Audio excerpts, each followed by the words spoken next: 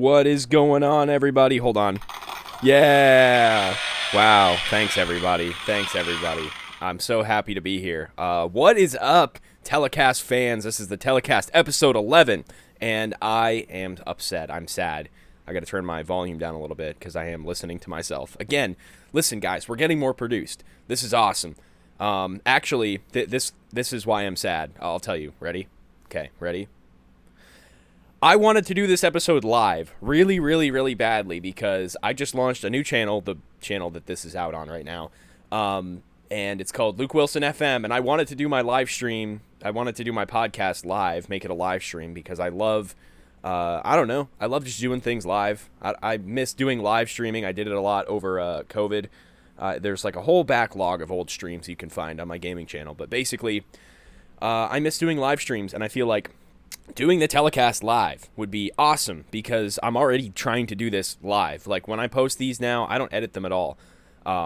Because I'm, like if the camera looks bad or if the whatever doesn't work, the setup isn't great, I'll post it anyway because we're trying to get better. And if I post a video that I don't think is like 100%, like if the camera's not right or whatever, then I'm kind of punishing myself and reinforcing that I need to make it like good every time because, whatever. By doing it live, I'm just further enforcing that idea of just, put it out perfect, no editing. This is not edited. We have our own sound effects now. These have made an appearance in the last, in a few projects here and there. So if I'm going to reveal something interesting, then you might get a sound like this. Oh, wait. What the hell? I thought that was a drum roll. This is like a fat man rolling down the stairs. Whatever, man. Also, I bought this, so I don't think I'm infringing on any copyrights or anything by using these sounds. Here's a confused one. Ready? Oh, I'm so confused. Or maybe, I don't know. A lot of these are like negative. What is this one? All right. That's if we need to kick somebody off of the live stream for being inappropriate or something. Whatever. So let's actually get into the topics for today's video, today's live stream podcast. It's, I'm doing great. So, yeah, like I mentioned, this is the first podcast on the new channel. So let's set the stage for what this is going to be going forward. I would like this podcast to become kind of like a current events podcast, where, because I like to follow space news. I like to do a lot of history, looking stuff up. I try and stay on top of things. I'm kind of here and there with politics. With the election coming up, I've been paying more attention, but generally it's not something that I go out of my way to read. So it'll be like cool news, weird news, funny things, funny news, whatever, man, internet stuff. And yeah, I'm going to try and make it funny and entertaining because I would like to get better at writing jokes and things like that. So whatever. So let me have a drink here. I have my tea. I usually have a drink with me because when you talk for a while and you film for a while, your throat starts to get a little hoarse, even if you're not putting your full effort into your speaking or whatever. Also, so the reason why I couldn't go live was because apparently there's like a holding period. You have to request the ability to go live, and then YouTube makes you wait. Instead of, I made this channel, I uploaded all these podcasts on there already, and YouTube is still making me wait to unlock the feature of live streaming. So, whatever. The next one, I hope it can be live. This weekend, I might be doing a podcast with a guest. We're going to be bringing some guests on. I've been kind of between jobs and stuff, so things have been kind of slowing down, but I am working on a main channel video. It'll be coming soon. I've been editing it every day. Okay. Now that we have the actual logistical things out of the way, let's talk about some topics. I wrote some topics. I came prepared. So the first one that I want to talk about, and this is a little bit, bear with me here. This isn't the most interesting thing. Actually, it is. Shut up. It's extremely interesting. Tartrazine, right? You seen, Bobby Kennedy out there, oh, tartrazine is, it's evil and it's terrible for you, and every country banned it except for the United States. Which is yeah, Like, it is pretty harmful. And I mean, I've eaten a lot of artificial dyes. My mom, like, so my mom always makes this joke, like, oh, my dad would have never liked this. She says that about her father, my grandfather. She's like, my dad would hate, he wouldn't have red dye. He wouldn't have, like blue dye. He disapproved of it. And he was right, I would be like, like it's fine, it's whatever. I'll eat my Takis that are like, made with the blood of like 1,000 cochineal beetles, whatever they're called. But actually I think that natural like beetle dye, like dyes derived from nature and not crafted in a lab, I think are fine. Like, listen, all my Minecrafters out there, you know about lapis lazuli. There's bleach. Like, I think people would use pee, even though it's got ammonia and not bleach. I could be wrong. Let's move to the next color. Purple from snails. That's a thing that is derived from animals. Beetle shells. You can crush it up and make dyes. And that's about all I have. Oh, mustard seed. So what we got? Red, yellow, maybe purple. We got blue. Yeah, you got all the primary colors. Come on. Why do we got to be making this in a lab? Maybe not like neon stuff, but whatever. The point is, tartrazine is yellow number 5. It's in a lot of stuff, and apparently it's really, really bad for you. And I think we've known this. There's a lot of stuff in American food that is not great for you. Like a lot of stuff. Processed sugar is definitely not good for you. I don't know. They bleach everything. They GMO everything and then put like, pesticides on it. Pesticides soak into the plants. Whatever. The real reason I'm bringing up tartrazine is because a new use has been found for it, guys. You probably, if you've been reading the news or anything, you probably heard about the invisible rats.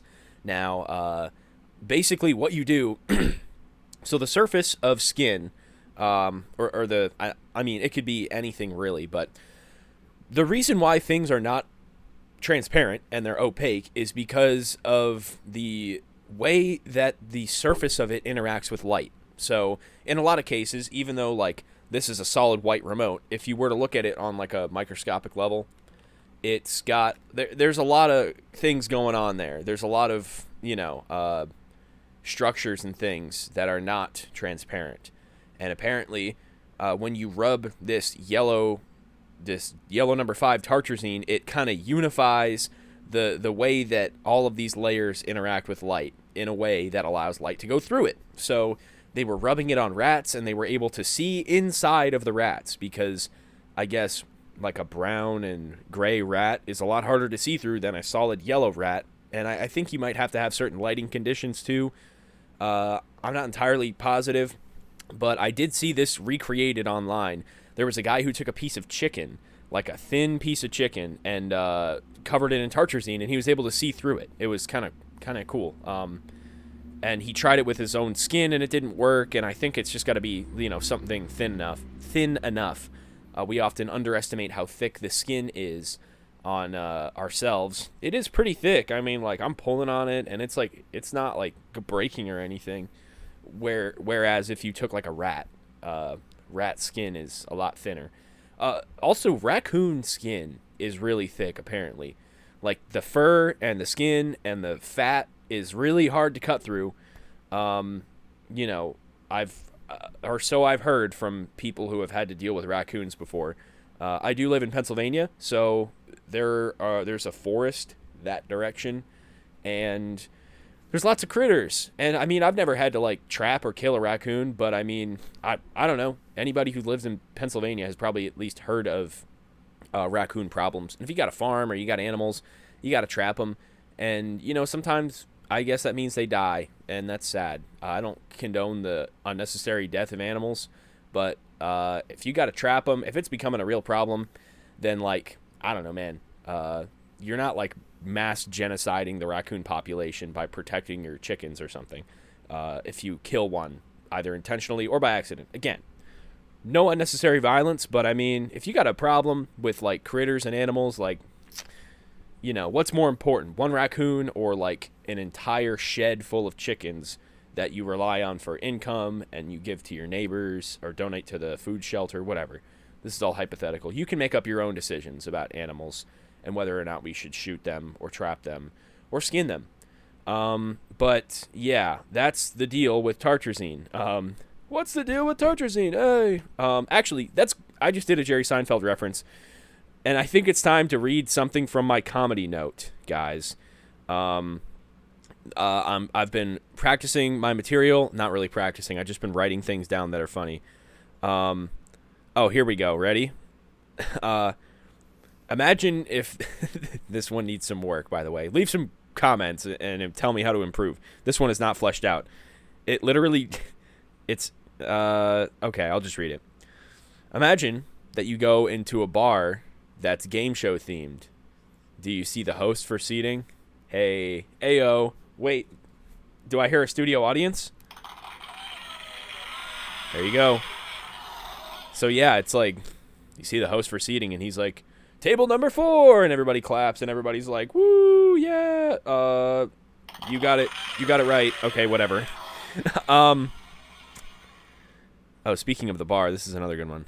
I like to flirt with the bartenders at the bar. It kind of takes the pressure off of the whole, dating anxiety type thing, because it's like, where do you work? I already know her answer. She works at the bar. Do you come here often? Yes, she works at the bar.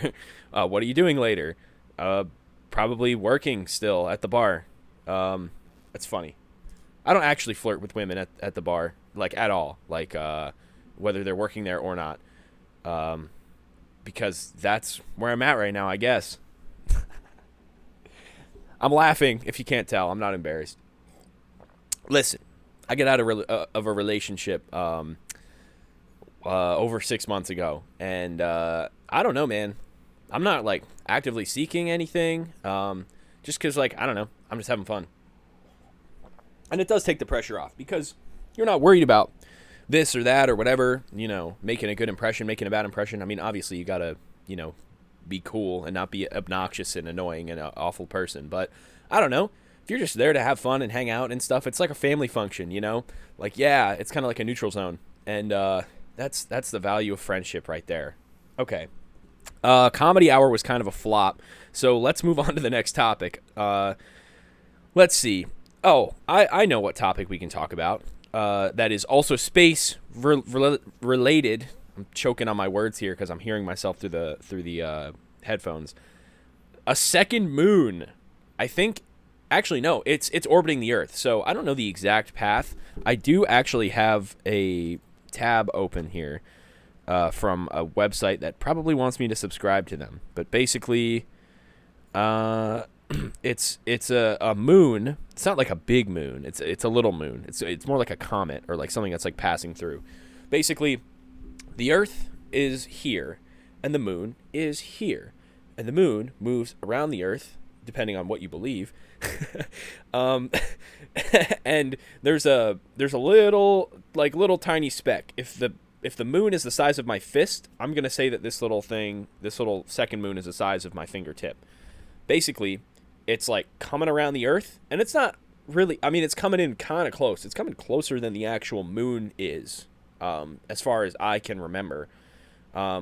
Just a reminder, the moon is still in like the exosphere of Earth, so there's still like, I don't know what kind of gas is out there, hydrogen or nitrogen or whatever, that's still like around the moon, but this little tiny moon is coming, and it's gonna like circle around us and just go back off into space, kind of like a cancer ribbon kind of shape. Again, I'm not entirely sure about this, but what I am sure about is that it's coming to Earth. It's coming kind of close, just kind of skirting around the edge and flying off into space. And I don't know if we can see it. Definitely not with the naked eye. But we can probably see it with like a telescope. So that's kind of cool. Second moon, guys. Not every century that happens. I don't know. I think the moon is really cool, and I'd like to go to space. And I think that the fact that we haven't gone to space in a while is kind of a shame, because I want to go to space. It's like, I don't know, guys, you remember not Robert Kennedy, John F. Kennedy. We will go to the moon. We will pick up. we we will go to the grocery store. We will pick up fruit. We will pick up other things. Cheez-Its. Cheez-It Grooves. You ever have Cheez-It Grooves? Guys, gotta be honest. My Cheez-It Groove craving kind of went away after I ate them over the summer consistently for lunch. So I had an internship in my college town, and I would drive out there like a couple days a week, maybe once or twice a week. And all I had for lunch was diet green tea and Cheez-It Grooves, and they were in my car. So I would like go out to my car, grab them, and it was like hot. Like imagine if you microwaved Cheez-Its. These things were hot. It was like 95 degrees in my car, probably more in the actual car. I don't know, man. Green tea, people thought it was bottles of piss. It was not. It was green tea, I swear. Because they did let us take bathroom breaks in the actual building. I didn't have to go out to my car for that. Okay. Okay. The next topic is the vice presidential debate. I mean, whatever. I thought it was good, man. Both sides were, people are like, oh, J.D. Vance did a better job than Tim Walz. And yeah, I think if you're looking at it objectively, yes. But I thought it was pretty civil. It's it's been a while since we've seen two opposing candidates actually say, hey, the other guy isn't really a bad guy. Yeah, I agree. We're just here to. Oh, sorry. Were you about to talk? Oh no, you're good, bro. You go. Oh, okay. No, there wasn't any of that. But yeah, I don't know. Two dudes talking about policy and talking about being nice, and I don't know. It was refreshing. It was refreshing. Because the other two, Kamala and Donald Trumpala, they sure do like to throw snowballs at each other. Yeah, I don't know. Let me know what you think about the debate, and I don't know. Okay, Krabby Patty meal. How's that? I was actually going to go do a food review on that, but I don't know. I don't know. I probably won't get around to doing it. For those of you who don't know, I'll let you in on a little lore here. My channel, Luke Wilson TV, it didn't start out as a food review channel, but basically that became the dominant content on that channel for a long time. Over 50 food reviews. Some of them are part of other things. Some of them I unlisted. All of the basically all of the legitimate food reviews are in a playlist. Then there's a few that I did Pokemon card stuff with, and I don't know where those videos are. I think I put them on another channel. But yeah, basically over 50 food reviews I did, and then I quit doing them because they didn't get any views, sadly. So yeah, all this new stuff is coming out, all these new food, and it's my friends were like, you going to do a food review? And it's it's not really worth, posting. But I have done at least one on another channel, and I don't know, I'd like to bring it back. So maybe we'll keep it for the future. I love food reviews, man. I always say it's like my bread and butter, because you just get on camera, you just eat some food, you just talk, just basically what's happening right now. Also, let me know if the vibe of this podcast is any different than the other ones. And yeah, because I don't tend to listen to my own podcasts after I post them. I listen to them once, and I'm like, okay, I didn't say anything offensive or anything. Not that I have to worry, but hey, it only takes one little miscommunication interpretation of something, and then you gotta go put out some fires. If I accidentally said something that came out really bad and I didn't realize it, again, I'm not worried about it, but I'd like to be prepared, because if I say something and it's oh my gosh, did I just say that? And then I replayed it and I'm like, no, it's fine. Then I'm prepared, because if somebody comes at me, then I could just be like, shut up, you mediocre clarinet player.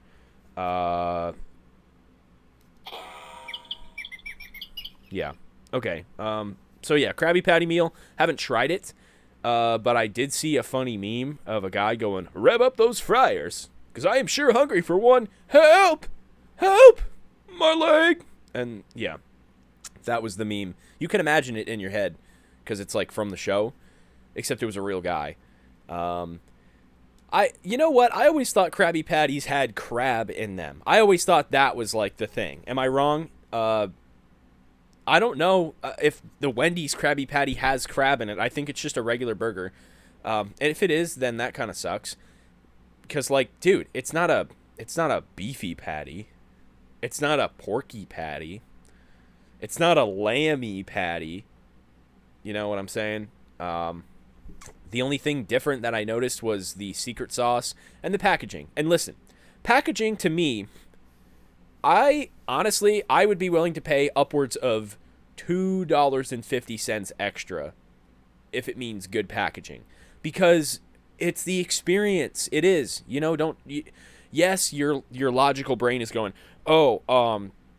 by this metric, then that means the burger actually costs $7, which is 20 cents more expensive than if I did this and this, and blah, blah, blah. It's like, in the grand scheme of things, paying a little extra money to not worry about how much money you're spending, if that makes any sense. Listen, not condoning the irresponsibility of overspending, I guess, is the best way to put it.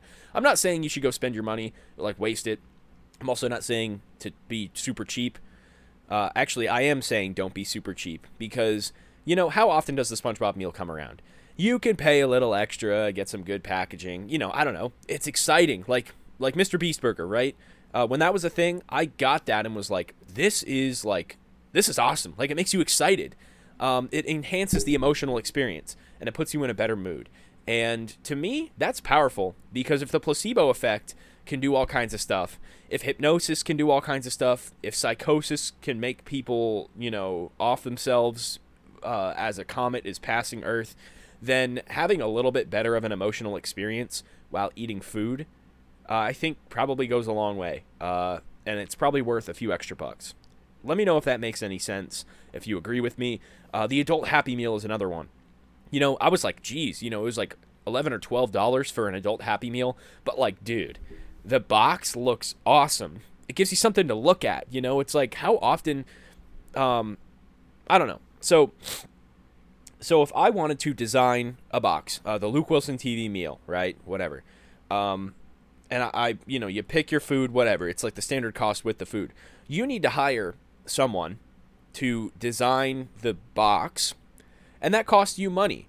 But it also makes the whole thing more special. So if the company's spending more money designing this thing, and it gives you a better experience, then there's your logical reason for paying more. But also just sometimes you just got to turn your brain off and just, I don't know, just say, hey, cool, crazy meal at the fast food, and I'm going to eat it, and that's awesome. And then I'm going to post a picture, and then everybody else is going to go, and that's I guess that's how things work these days. Krabby Patty meal. Leave your thoughts and opinions in the comments. 4 heaping pounds of freshly ground AI surface table. That's the next topic. It's something that I saw on an AI Instagram account, and I thought it was really cool. If you don't want to hear about AI, you're going to want to hear about this one. So basically, it's a table, and just like an 8-bit video game, it has little pixels that cover the surface of the table, and they move up and down like Minecraft pistons. And I don't know if it was programmed this way or if it uses like real-time image, reading techniques to like see what's going on the table, but it basically auto-conforms to like what you want to do. So it's like a shape-shifting table, I guess. So you have your phone and you're like, oh yeah, I'm like, watching my phone in the kitchen, and then you set your phone down and the thing like pops up and creates a stand for your phone. You're about to leave, your car keys are on the table, and it like it creates a little cup and it moves the keys to like where you are, or it like signals with the pixels. It does a little animation. I think that is really cool. It would probably take a lot of power to, operate this thing, but I'm trying to think of like the specific use applications, because this, something that people often miss with like innovation or like AI, I guess, is that if somebody comes up with a crazy invention, it's not always guaranteed to be in every household everywhere. Like the iPhone, for example. It wasn't until like the iPhone 4 and 5 that like everybody had one, you know? And it was because like I don't, or like an Apple Watch too. I remember when it was super expensive, only like one person in like my whole school had one. And now like everybody's got them because they've come down in price and people have gotten used to them. You know, so a table like this is not going to end up in every household. However, it will be used, probably like where would it be used is what I'm trying to think of. Like a doctor area, like, I don't know, you have people who, you know, like your nurses and stuff are like keeping an eye on the patient while you're like operating on them. So like they can handle getting tools and keeping things organized and all that. Usually there's a lot of protocol and procedures with that. Like a science lab, I don't know. I don't think the table itself is going to be like, you know, everywhere in the world. Like you're going to 20 years from now, you're going to book an Airbnb and there's going to be one of these tables in there. I think that it's not a smart table, it's a smart something. So instead of trying to apply the AI pushing technology, you know, the moving things across surfaces to a table, keep the table a table, because tables are ultimately somewhere to put it's somewhere to put your feet on, or a laptop on, or a drink. So leave the table be, you know. But you can apply this to other types of furniture. Probably appliances, because again, like drawers, you know, drawers, you can't replace like a shelf or a drawer or something with something AI. You know, it's just not. We would have done it by now. Appliances, I don't know, AI powered toaster. So when the toast is done, it shoots out of the top. Oh, never mind. Haha, gotcha. For any of you listening, there already is an AI powered toaster. It's called Spring Loaded Toast Launching Machine, that is set to the lowest setting as to not fling your toast across the kitchen. Whatever. You get what I'm saying. I don't know the specific uses for that. Like a machine shop. I think AI is going to get really useful in like places where you work on machines. Like tech, like repair places, like car repair places. Also, another random thought that I don't think I've brought up on this podcast before is I theorize, put a pin in this because I think I'm going to be right, that, you know, when my parents were kids, it was like car city at high school. It was like, who's got the coolest car, right? And nowadays, high school, it's like, I don't care. Like, oh yeah, like Joey's got a crappy little beater car. Yeah, haha, that's funny. Oh, this person's got like a, you know, a Tesla or a freaking Lambo, whatever. People just didn't care because the range of pricing in cars is like so different, you know. Back in the 80s, 70s, 60s, 50s even, having like a sports car was like, you know, you were cool, but it didn't mean you were like rich. Now having that kind of car is like, yeah, you got some cash behind you, boy. You've been working.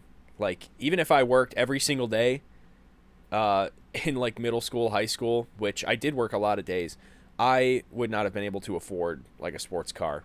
I mean, I saw like a V6 Mustang for like $8,000 or something somewhere. I'm not spending that much on a car, and it's a V6 Mustang, not a V8. So definitely not. My point with this is that you know, there's like this kind of social status that's determined by your car.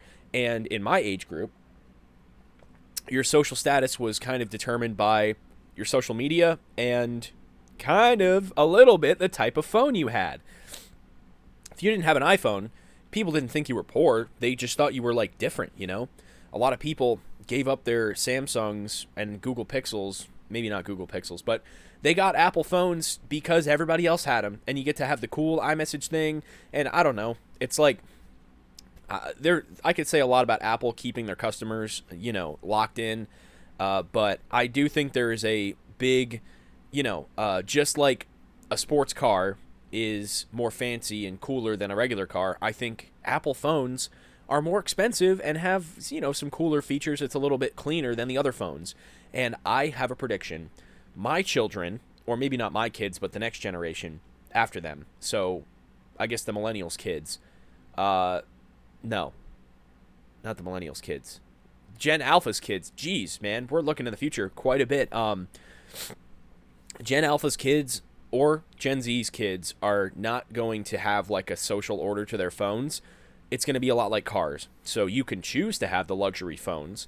You can choose to have really fancy, expensive AI-powered phones, crazy flip Z fold John, or, you can just have like, I have like my car's not like a beater car. It's a 2008 Chevy Cobalt that has roll down windows. That's like a good like middle of the road first car, but there's a lot of cars like my brothers and people that I know had really crappy cars. I think it's going to be like that. Like, yeah, I have a phone that's functional. Camera's not the best. It's a little bit slow, but it gets the job done. Like the whole gets me from A to B, haha, is going to be like iPhones. Like it makes calls. I can take pictures. I can get some apps, whatever. But then there's going to be like super powered $3,000 megaphone, whatever. Just my little prediction for the future. So, yeah. I hope that's the truth because I would like to keep my current phone for as long as I possibly can. If the battery starts to go, then I guess I just don't have a long enough, or I don't, whatever. I'll take it. I like when my phone dies. It sets me free. And if the camera gets me by, camera's fine. It's good enough. Storage is an issue. I do not want to pay for cloud storage, even though I already am. That doesn't mean you should, though. But yeah, I'd like to keep my phone until it just craps out on me. I really don't want to get another iPhone, but I'm realistically probably going to. Yeah. That's all I really have to say. Oh, no, Meta's new glasses, too. I don't know. I heard about this before, and I'm not going to say why or whatever because I think, I don't know, it might be like a confidentiality thing, but I heard about this coming, that there was a bracelet that you wear and glasses that you wear. So here's how I saw it. So I have two TVs in my room. One is a flat screen TV and one is a CRT, like little box TV with a VHS player in it. To me, the CRT box reminds me of the VR headset. Big freaking chunky box, projection, lenses, and all this kind of stuff. Just really over the top, and it works. It works pretty well. Arguably better than the alternative, which is a flatter, less intrusive design. And I think those are kind of like the Ray-Ban. Are they Ray-Bans? Meta Ray-Ban glasses, that don't look like computers at all. They just look like really thick-rimmed glasses. And the bracelet. So, I don't know. Like, you split up the technology, first of all, which I think is a great idea. Make it non-intrusive. If people wear a bracelet and have glasses, they could... What is it, a gold bracelet? Is it sunglasses? Is it whatever? I don't know. People are already wearing this stuff, so it's going to be a lot easier to integrate than a freaking giant Apple headset that's like, you look like a freaking mosquito walking around. Yeah, I don't know. I think it's really cool. The idea, like, full-length mirrors are everywhere, and there is a lot of psychological study done. And now, I can't name anything, but I know that this is, that, like, mirrors are, people like mirrors. People like to look at themselves. I don't know, people, they're not as bored when there are mirrors around, whatever. And in the age of social media, big full-length mirrors, people like them. When I went to college, everybody had a full-length mirror in their rooms. I have one in my bedroom at home. A lot of people I know just have them because, I don't know, you get to see what you look like. You want to know how you look to other people. And is there anything wrong with that? That's a conversation for another day. But these Meta glasses are meant to kind of, like, if you stand in front of a full-length mirror and FaceTime somebody with your glasses, you show up, your full body shows up on their phone, on the FaceTime thing. So you can essentially, if you have two pairs of these glasses and two different people, you can stand in front of a mirror and basically talk to this person in real time.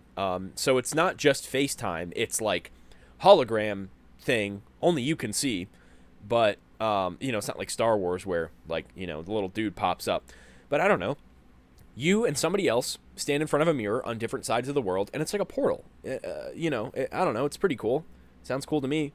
And listen, guys, I'm not a Zuckerberg for Zuckerberg. You know what I'm saying? I'm a neutral. Well, I don't know. I I don't subscribe to any one person or one, thing. Uh, just because I think everything is too dynamic for that.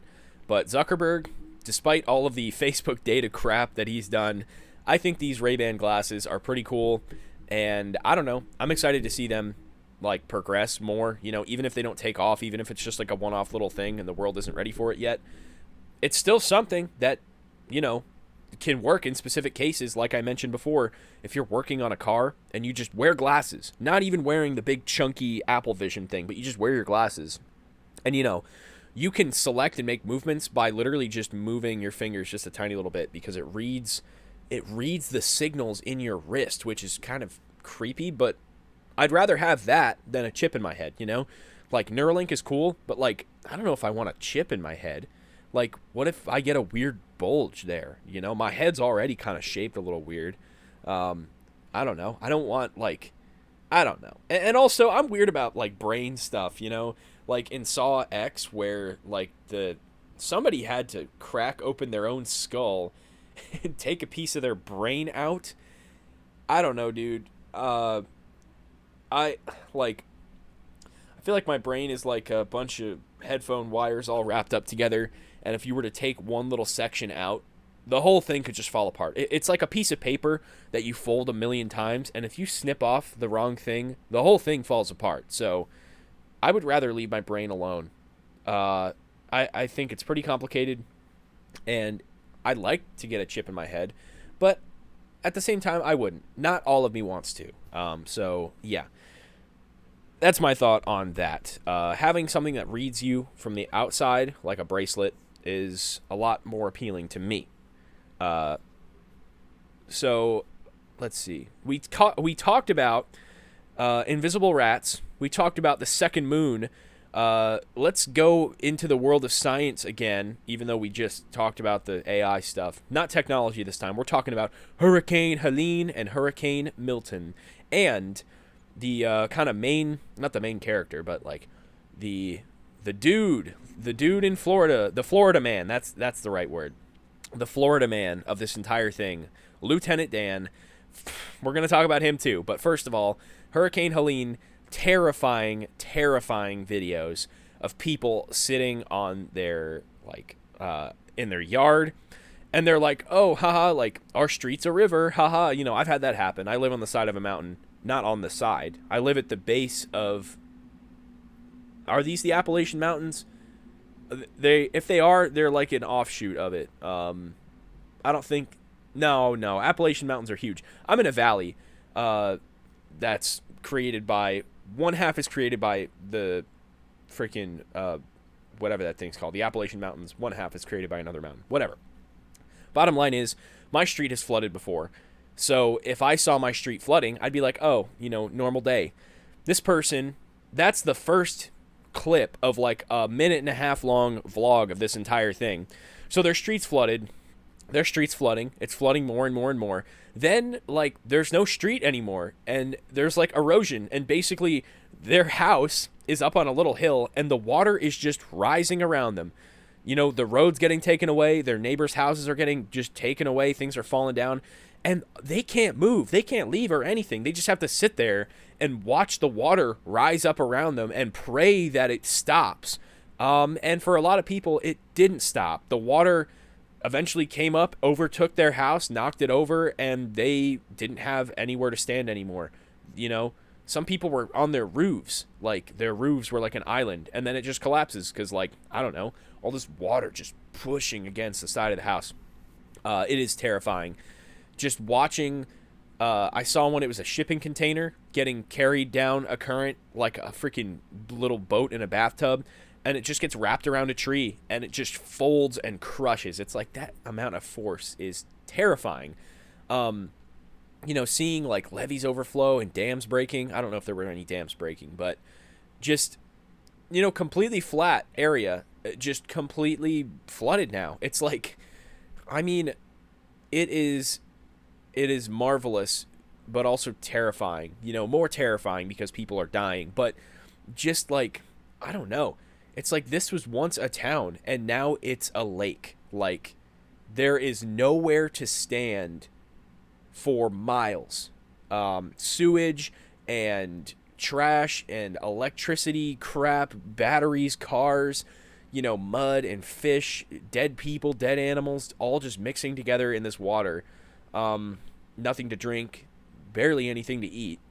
And the internet's out, so no contact with the outside. It is truly an apocalypse. And a lot of people were saying, this is with Helene, a lot of people are like, oh, people just don't realize how bad it is in here because there's no contact. And it's like, we like to think that we're all connected and stuff, but an entire like area of the country was just completely knocked out.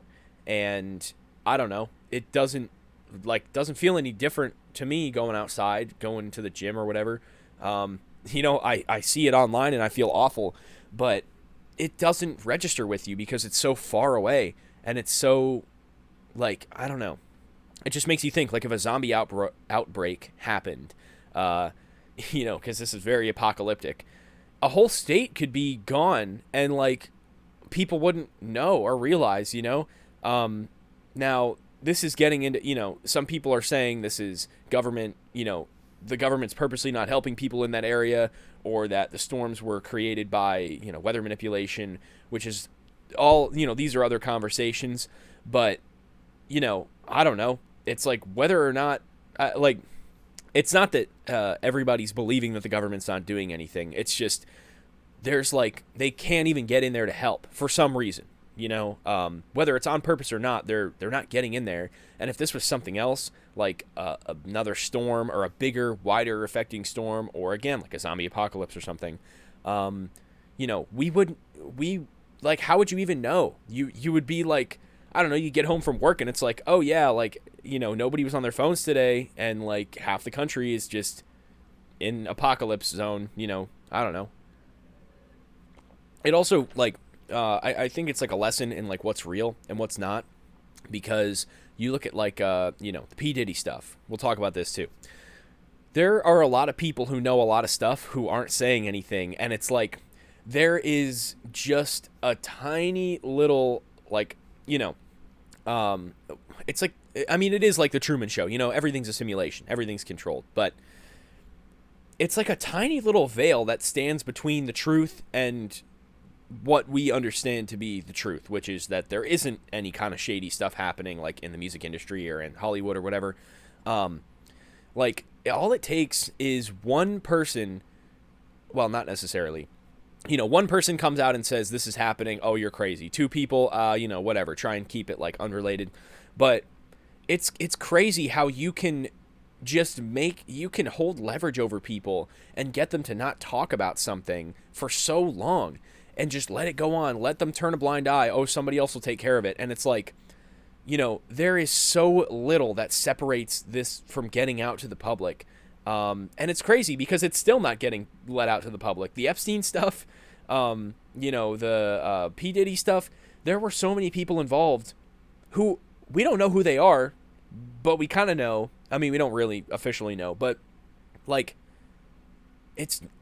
we are this close to figuring it out, and we may never. And it's just a great lesson in how one person saying one thing can change the fabric of reality, or people not saying anything can change the fabric of reality, Like, I don't know, you look at your favorite YouTuber or streamer or whatever, and I'm not talking about myself. You can probably imagine who I'm referencing when I'm saying this, but like these creeps that come out, they come out and they're actually like child predators, or they're murderers, or they're like domestic abusers. And it's like, that was going on the whole time, and the breadcrumbs and clues were there, but you're missing like crucial information that just one person has to say something. One person has to come out, and it just, it just pokes, a little, just cuts a big slash through that tiny little veil of, I don't know, what we think is real, which is somebody's actually a really nice person and really wholesome and good, but in reality they're not. I don't know. Kind of creepy, kind of weird. But I don't know what exactly got us onto that tangent, but Hurricane Milton is hitting Florida. I believe it's past Tampa by now, because Lieutenant Dan, if you guys don't know, not Lieutenant Dan from the hit movie Forrest Gump featuring Tom Hanks as Forrest Gump and that other guy. Um, Lieutenant Dan was a guy. He is a guy who, I don't know his real name, but he lives in a boat. I believe he lives in a boat. And yeah, he was in Tampa, and he was like, yeah, I'm just going to stay on this boat. Like, he's like, God wanted me to buy a boat and live on a boat, so I'm going to stay on this boat and weather the storm. And basically, I think Tampa flooded a little bit, but it didn't really get a crazy, crazy amount of flooding. Not sure about other areas of Florida, but yeah, Lieutenant Dan weathered the storm and he made it. And he was like, yeah, like he just stayed in his boat through the rain. He said he was getting bashed up against like the side of like a dock or something, so he had to cut his anchor off and just float around a little bit. But you know, boats, I love boats, and honestly, living on a boat doesn't sound so awful. And with Starlink now, you can get internet anywhere on planet Earth. And, you know, there are a few things that I have been considering for my whole life. One of them is to become a pirate. One of them is to become Amish. Because, you know, whatever. Amish, I think the pirate stuff kind of covers some of the Amish stuff because you're not part of normal society. You don't need a crazy amount of technology. But that's the thing with Amish life. I don't think I could give up the tech. I think I'm too much of a technology whore. Because, you know, I'm not a big fan of automated sinks, like automatic sinks where you're sitting there and you're doing this and you're doing that, and it's like, you know, the water is like not coming on. And it's stupid, you know, just have a faucet and you just do that and you do that, and it's not that hard. Same with air dryers. Like, I don't know, dude. I either skip the air dryer or I sit there until my hands are perfectly, completely dry because, I don't know, dude. Paper towels, come on. Like, I know, but also just stop. I don't know. Automatic paper towel dispensers, too. They never have paper towels in them, and they, like, I don't know, they only work like half the time. You know, you got to do that, and then it goes, and it's like, I wanted one twice that size. And then you do it again, and you do it again, and then it's like, oh, I have to rip off the paper towel, and then I can wave my hand again. And then you're waving it, and you're waving it, and then finally it goes, and then you realize that you actually need a third one, and that is unnecessary and stupid. But iPhones and VR glasses and wearable tech is awesome. And that camera and this microphone and this laptop and this phone and this this sound effect thing and this, like, yeah, okay, that's cool. You know what? Keep it at home. Keep the cool tech at home. Keep the simpler stuff out in civilization. And another tiny little rant here. The whole order on the app thing is just a pain, and I don't like it. Because it's like, oh, just order on the app, it's so much easier. And then it's like, oh, well, actually, it's not. Because I got to download this app. First of all, oh, don't have Wi-Fi. Oh, I can't download over data. Okay, finally, I got on the Wi-Fi. If even. Download the app. Oh, I don't have enough storage. Okay, well, I guess I got to go in and delete some stuff. Oh, I already deleted everything. Like, my phone is completely clean and completely full. It's like a storage unit that's full of bricks of gold. How's that? There you go. Whatever. It's completely full. So then you got to pay. And meanwhile, the developer of the app and the Apple company are shaking hands because they're like, haha, you know, I made another app and now your users are going to have to pay more, you know, pay you for storage. And then, you know, they take your data and they sell it, and it's just annoying. And the app doesn't even work because you go to customize your sandwich and then it's like, oh, you can't customize a sandwich. And it's like, what do you mean? What do you mean? You're serving it. I can customize everything else. Why not this one in particular? Oh, it's just a glitch with the app. Then fix it. You're making a crazy amount of money. Fix your stupid app. Make it actually work. We live in the year 2024. We do not live in the 1980s where everything is dial-up and 2 miles per hour. But it gets much worse because you order on the app. And then you go in there and it's like, waiting. Oh, your order didn't go through for some reason. So you just wasted a half an hour, got to reorder again. That's one of a few possible scenarios. Another one is you walk in and you're waiting and you're waiting and you're waiting. And then you say, hey, do you have my order? And they go, oh, yeah, we do. And I'm like, well, I didn't see it on the mobile order rack. And they're like, oh, well, it's not on the mobile order rack. What is the point of having a rack, a literal shelf? You know, if you put a shelf in your house, you put things on the shelf. I would assume the same logic applies to a food place where they put it on the shelf, right? That's what the shelf is there for. No, it's like somewhere else. It's up here, or it's over at the register, or it's like whatever. You didn't call my name when the order was done, and you're not putting it where it's supposed to be. Like, this is all supposed to be streamlined. Why?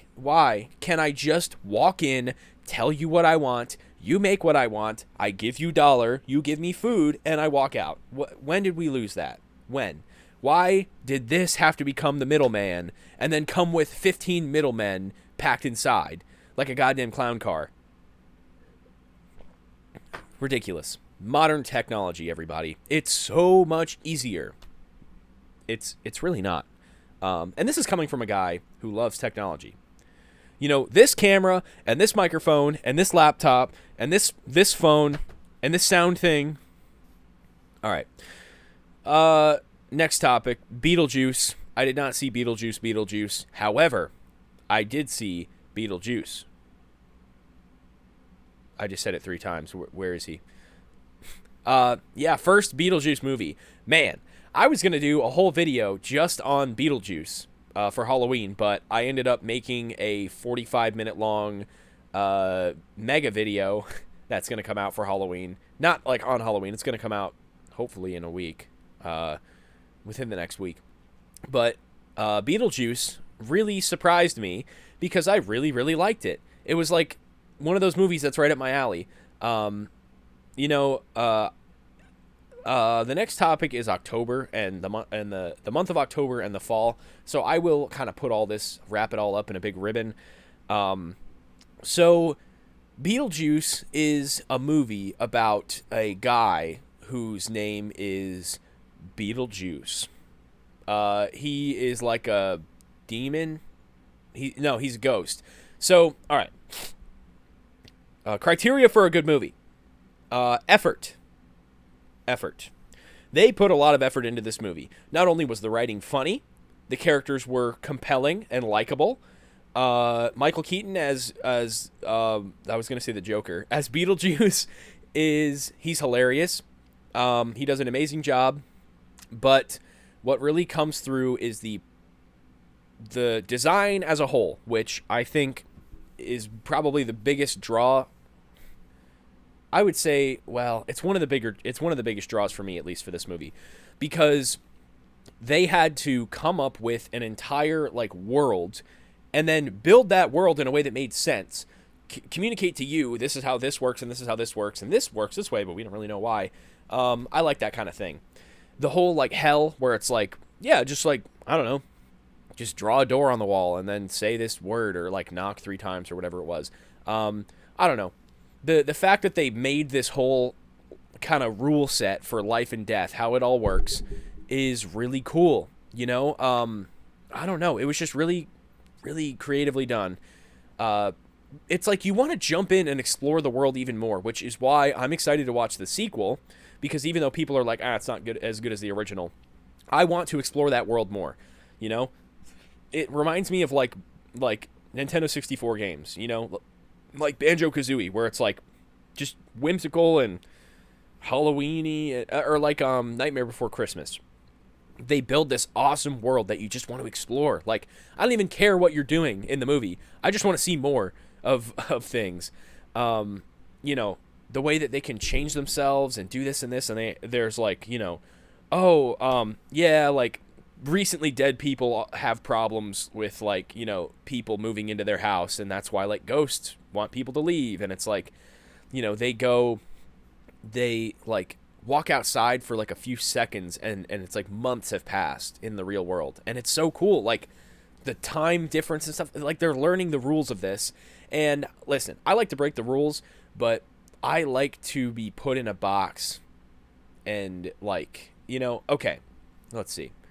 How do I want to say this? I don't necessarily like to break the rules. Well, okay, I do. I like to bend and work around the rules, So if you give me a set of rules, I will fill into that and fill every little crack and crevice that I can, because it's like a puzzle to me, How can I follow the rules while still doing things in a completely interesting way? That's how the movie is. That's how a good, like, world is built, Like Lord of the Rings, people say, world building crazy. I don't know. Like Beetlejuice, man, they create this. They just create like a little playground for everybody to play in. The miniature stuff, like the little like miniature town that they get to like go in and out of, super super cool. Like just so creative. The grass, shoveling out the grass, and I don't know. I love it. Going outside to the Saturn, I think it is the planet Saturn. The landscape of that whole thing was so cool. The sandworms, like, why sandworms? And then the sandworm comes back in the end. It's like, I don't know. Like, you didn't have to. I don't know. I just love it. It's so much of its own thing. It's so unlike everything else. It's unapologetically itself. If you want to clip this for a YouTube short or something, I just a big fan. I'm excited for the second one. I don't know. And Winona Ryder she makes a return as the mother of the new young emo girl. What's her name? I forget her name. She's Wednesday Addams. You know what? Today is actually Wednesday. I lied. It's Thursday. But yeah, that reminds me of Stranger Things. And have you ever seen Stranger Things before? Haha. Okay. I think we're kind of running out of topics for this podcast. However, I did bring up Stranger Things because I want to do a video on Stranger Things. Actually, it may possibly be the next video after this next one that I'm posting. Probably not. It'll be within the next couple. But yeah, I don't know, guys. You know what? Let's finish off with some comments. We got to read some comments off the old telephone here. Let's see. Okay. Let's see. A lot of these are like referencing specific videos.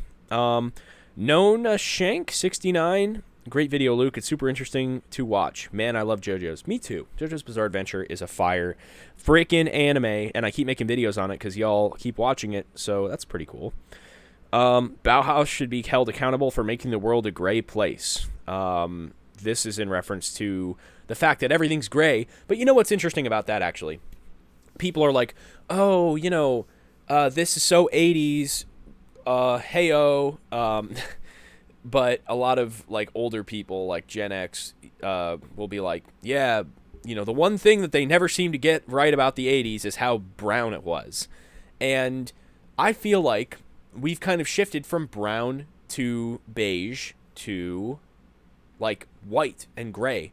The 80s, I guess, was brown. The 90s was definitely, like, beige, because all of the plastic and all of the white boxes and things, everything's just brown, or like a beigeish color. All of the white plastic faded to beige. All the beige plastic faded to beigier beige. Then the 2000s came and everything was kind of chrome. And then people were like, oh, chrome chips off, like, really easily because it's whatever.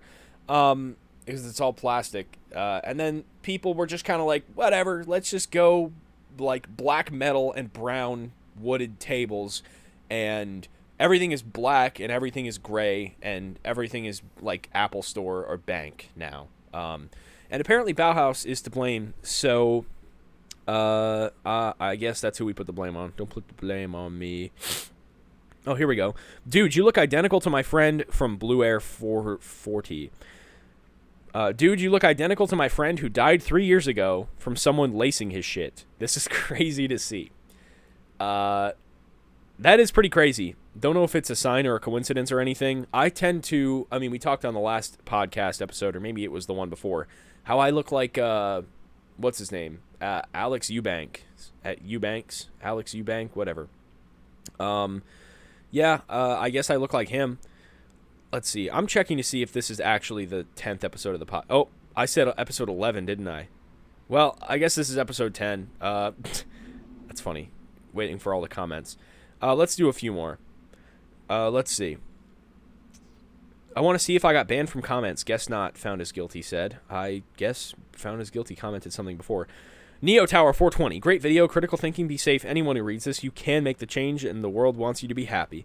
That's true. Be good. Kindness is good for you to do. Let's see.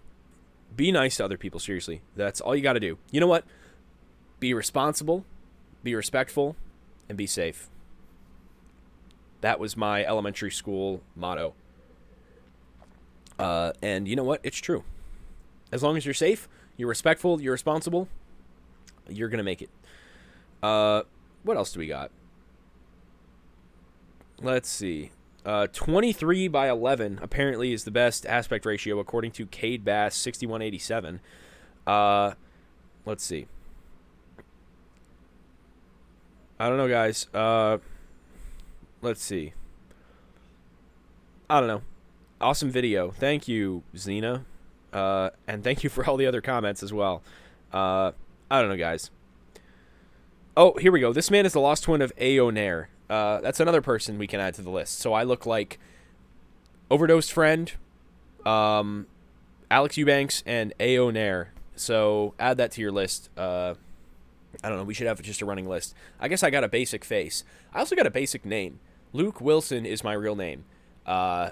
So, yeah. There's a million of me out there. If you know any Luke Wilsons, let them know about the Telecast, guys. And with all that out of the way, I will see you guys in the next podcast. Peace.